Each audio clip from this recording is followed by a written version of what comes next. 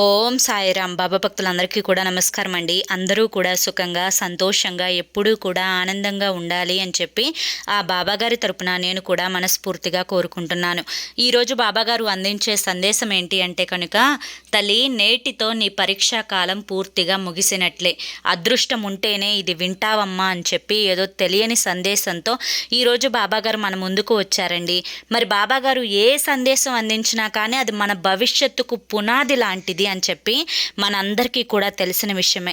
మరి ఎవరైతే బాబాగారి యొక్క పూర్తి సందేశం వినాలి అనుకుంటున్నారో కింద @సాయి పిలుపు అని చెప్పి ఛానల్ పేరు కనిపిస్తుంది కదండి, ఆ పేరు కింద ఉన్న ప్లే బటన్ని కానీ టైటిల్ని కానీ క్లిక్ చేస్తే మీకోసం బాబాగారు చెప్పాలి అనుకుంటున్న ఫుల్ వీడియో అనేది ఓపెన్ అవుతుంది.